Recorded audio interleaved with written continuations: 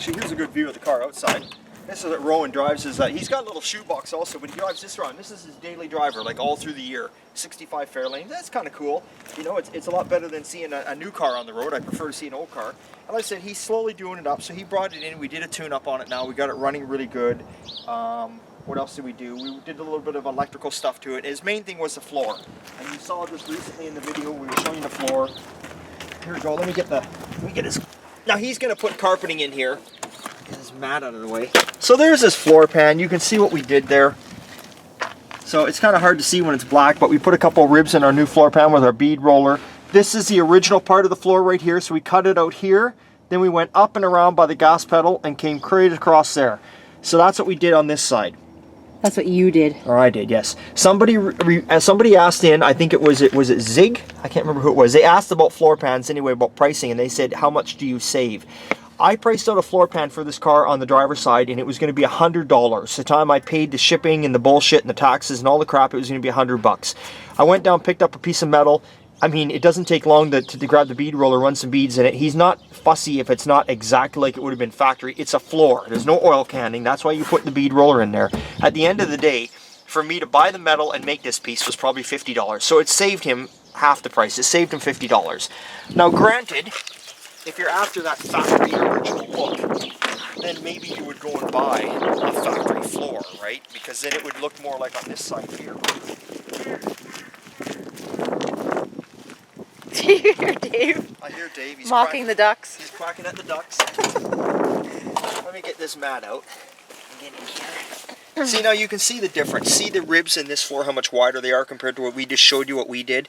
This is, you know, my roller doesn't allow me to do this. And I say all this does is it strengthens the floor and it stops it from oil canning. So if you want to spend $100, you get a floor pan with the proper ribs in it. You do $50, so what? Carpet covers it, it looks nice. I butt welded the floor in the car, so if you go underneath this car, when I butt welded it, I grinded all the welds down underneath it. So if you actually look under this car, for someone just going underneath it, throwing up on the hoist, they'll never even realize the floor's been replaced. They'll be like, oh my God, that looks beautiful. They'll think it's factory. So that's what we kind of did there. So he's coming to pick his car up, and he's probably going to be back, I would think, probably in around 3 or 4 months, because he usually comes by 2-3 times a year, brings us some work, and that's just the way it is. So that's what's going on there. So we'll go back and we'll head to another bay, and I'll show you the VW. The VW van is back from paint, and we'll take a look at that. Okay, guys, so we're back here now. So here's the VW, the 67 van that we've been working on. So these are stock colors. I'm not sure what the name of this color was, but it is a stock color if you look it up online. Anyone out there that's actually, here's a tip for you. If you're looking for old color paint chips, and obviously you're computer guys because you're watching us here on YouTube, go to autocolorlibrary.com. That's autocolorlibrary.com. It's all one word. They do cars from like back in the 1900s right up until current day cars. And you can look on there, they pull up the color chips. You can see all the listings for everything. Domestic, import, it's all out there. So anyway, here we go. So this is just a, this is not a base coat, clear coat. This is just a single stage. They just wanted to keep it cheaper. They didn't want to spend a lot of money. They brought us the paint. They supplied us the paint, which is fine. So you can see we went to the factory two-tone on it. Obviously wheels and tires are getting changed out. Everything's got to be done to it. So you can take a look. All the inside is painted with the white. Behind the seats where you'd see, because this obviously is showing. Didn't worry about in here, just let the overspray land where it landed because you don't see any of that. Up underneath the dash area though, I'll come around the other side, you do see that area. When you do your cardboard upholstery or whatever it is, it shows all this, and then this comes around, then these show. Here's another good tip for you guys.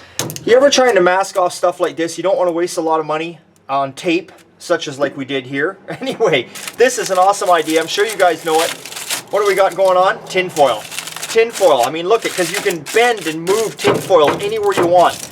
And you don't have to buy the expensive stuff. Just go to the dollar store and buy the cheap, nasty tin foil. It comes in handy for everything, especially if you're doing like wiring on cars and it's in the way when you want to mask something and you wrap all that tape around there. It's a nuisance to get off. Tin foil is the answer.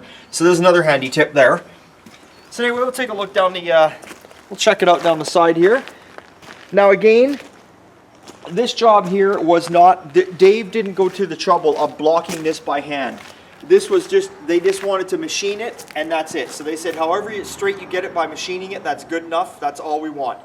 Even though they are putting new motor, new tranny, new wiring, all new panels in it, they just didn't want to spend the time to longboard it. Now some people might say that's a bit crazy.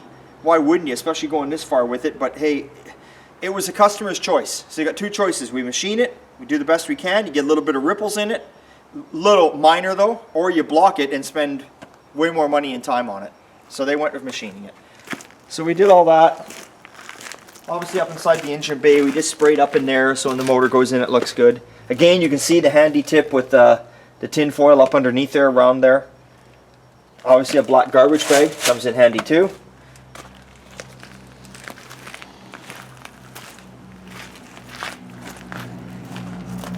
And that's about it. I don't know what else to tell you about it.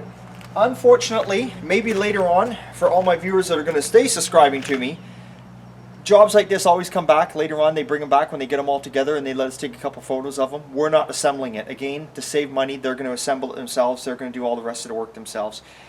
We just did, like I say, we just did the body and paint and that's it. And we don't have a problem doing that. It's all fine and dandy. So that's it. Don't know what else to show you or tell you. That's about all that's going on here today. And remember, it's always good time and old time. We'll see you next time. Thanks for subscribing. And don't forget, we still got plenty of t-shirts and decals for sale. Okay, see you later.